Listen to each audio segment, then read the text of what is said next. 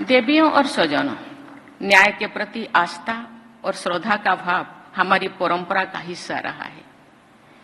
हिंदी के महानतम कथाकार मुंशी प्रेमचंद की एक कहानी पंच परमेश्वर लगभग सभी भारतीय भाषाओं और अंग्रेजी में भी उपलब्ध है। इस कहानी में गांव के लोग जिस व्यक्ति को सरपंच बनाते हैं, उसके विचारों को मैं उद्धृत करना चाहती हूँ।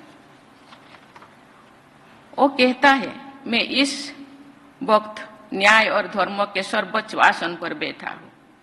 मेरे मुंह से इस समय जो कुछ निकलेगा वो देववाणी के सदृश है और देववाणी में मेरी मनोविकारों का कदापि समावेश ना होना चाहिए। मुझे सत्य से जो भर भी टालना उचित नहीं है।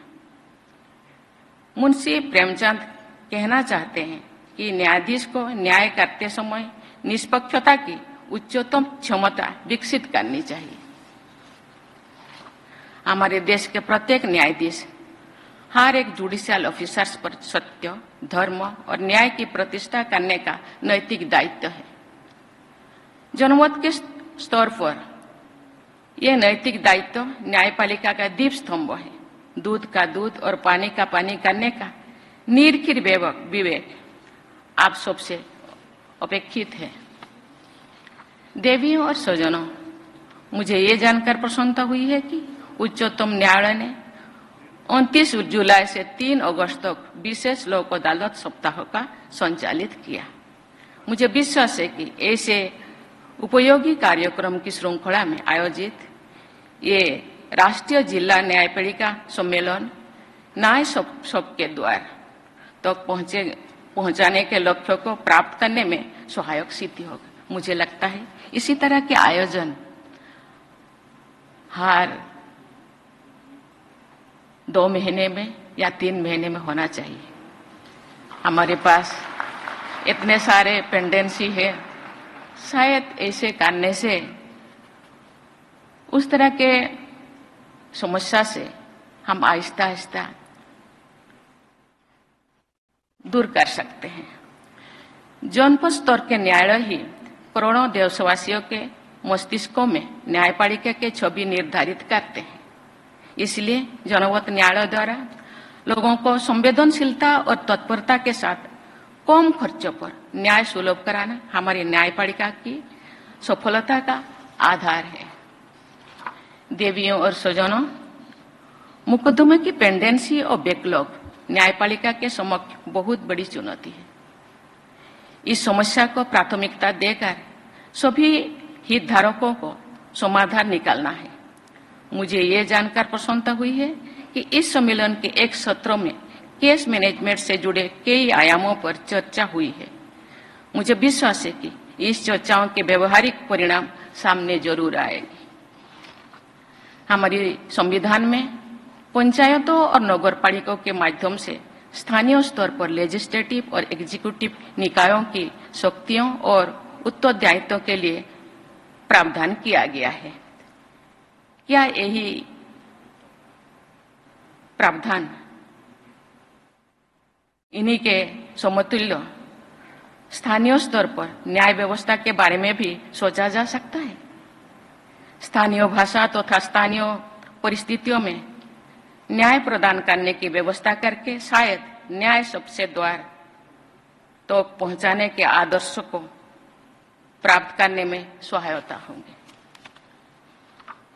मुझे लगता है कि इस सम्मेलन में जनपद न्यायाधीश के साथ साथ सभी उच्च न्यायालयों के मुख्य न्यायाधीशों की भागीदारी से जनपद स्तर की न्याय प्रक्रिया को बाधित कर रही समस्याओं के व्यवहारिक समाधान स्पष्ट हुई होगी।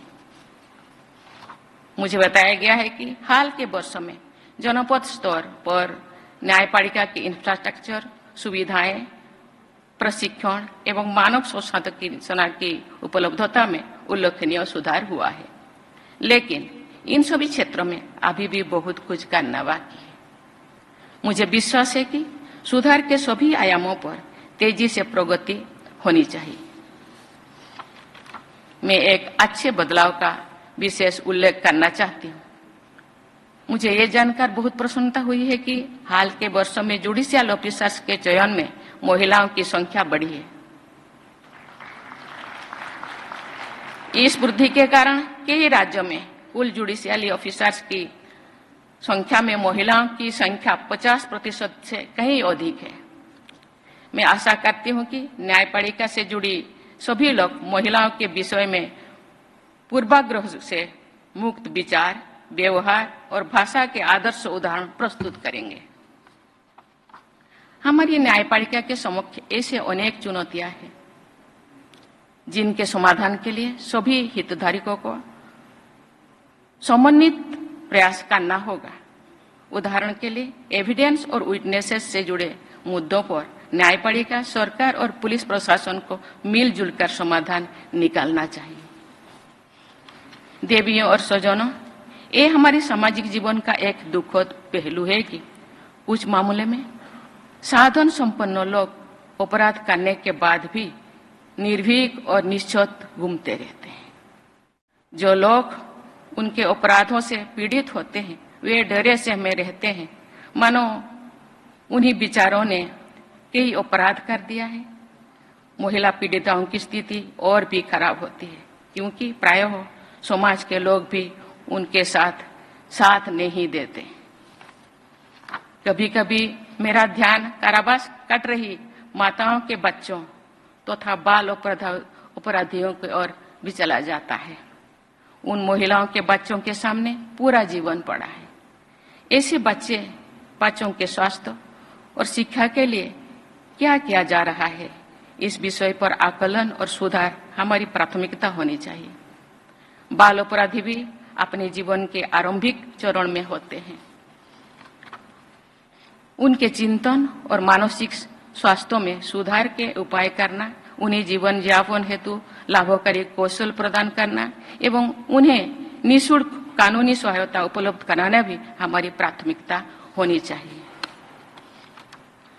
मैंने देखा है कि गांव का गरीब आदमी कोर्ट कचहरी जाने से डरता है। वो बहुत मजबूरी से ही अदालत की न्याय प्रक्रिया में भागीदार बनता है। प्रायः वो अन्याय को चुपचाप सहन कर जाता है क्योंकि उसे लगता है कि न्याय के लिए लड़ना उसके जीवन को और अधिक कष्टमय बना सकता है। उसके लिए एक बार गांव से दूर अदालत तक जाना ही बहुत बड़े मानसिक और आर्थिक दबाव का कारण बन जाता है। ऐसी स्थिति में बार बार तारीख देने यानी स्थगन की संस्कृति अर्थात कल्चर ऑफ एडजर्नमेंट से गरीब लोगों को जो कष्ट होता है उसकी कल्पना भी बहुत से लोग नहीं कर पाते। इस स्थिति को बदलने के हर संभव प्रयास किया जाना चाहिए। हम लोग व्हाइट कोट हाइपरटेंशन के बारे में जानते हैं और सुनते हैं। बहुत से लोगों का ब्लड प्रेशर हॉस्पिटल का वातावरण में बढ़ जाता है। मुझे लगता है कि इसी तरह सामान्य व्यक्ति का तनाव कोर्ट कचहरी के वातावरण में भी बढ़ जाता है। इसका अध्ययन करके इस स्थिति को शायद ब्लैक कोट सिंड्रोम का नाम दिया जा सकता है।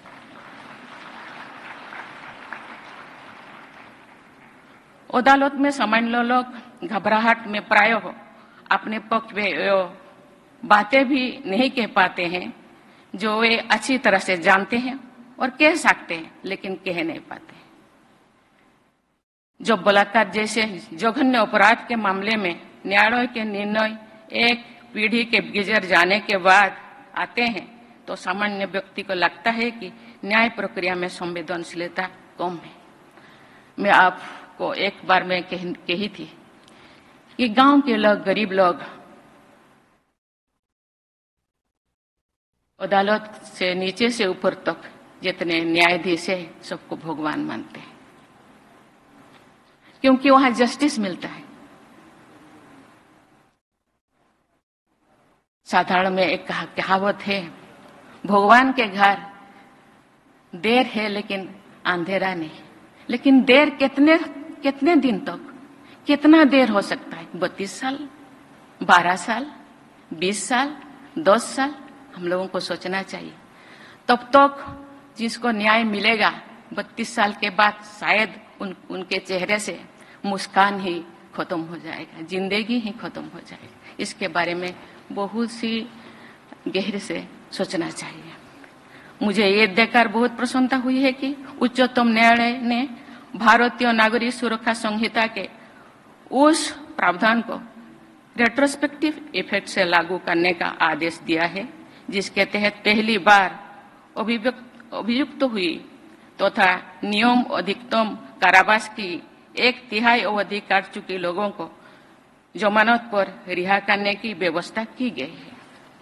मैं आशा करती हूं कि आपराधिक न्याय की नई व्यवस्था की इसी तत्परता के साथ लागू करके हमारी न्यायपालिका न्याय के एक नए युग का सूत्रपात जरूर करेंगे।